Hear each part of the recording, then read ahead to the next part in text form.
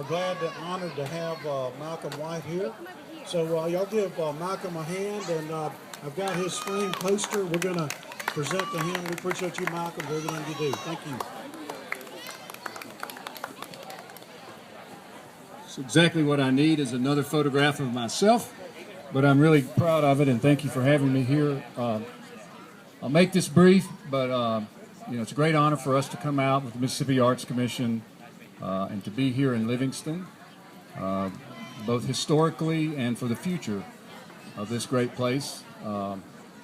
So thanks for coming. I want to introduce a couple people. Teresa Haygood is here. She works at the Arts Commission. She's also one of the visual artists who are set up back here in the back. We occupy the space back here. She is a mosaic artist, and she is here if you would like to meet her. She also works there. Elaine Peterson is another artist who we brought out today. Elaine paints on feathers. So if you've never seen a painting on a feather, go to the red tent in the back there and take a look at it. Elaine also is multi-talented, as Teresa is. Elaine plays bassoon with the Mississippi Symphony Orchestra and 4 or 5 other orchestras around the state. She's recently moved from Starkville here to Jackson. So she has joined this great, amazing community of artists here in Jackson. So let me tell you just briefly about the Arts Commission. We are the state arts agency. Our job is to fund and service the arts in Mississippi.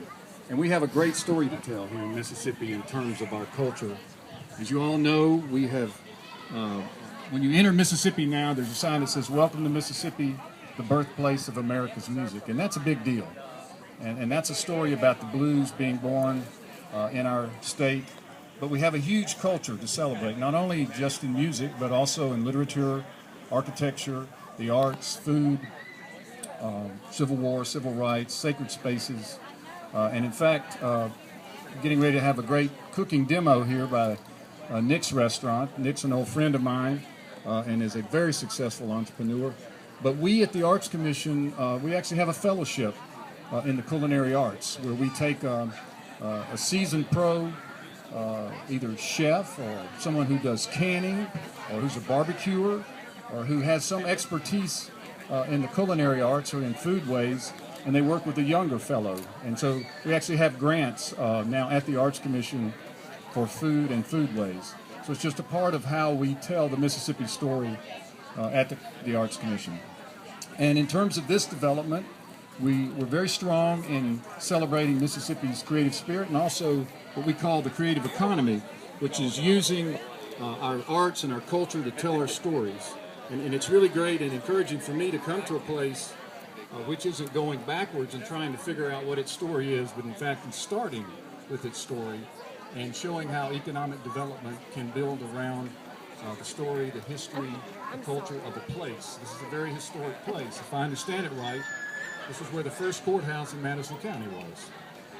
And so that's a very interesting place to start an economic development, neighborhood, pedestrian-friendly community. So this has a great future. We're really excited to be just a small part of it.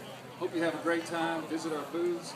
I've got some posters here that we use for the Governor's Awards for Excellence in the Arts, and this one actually it's upside down. You wouldn't know that though.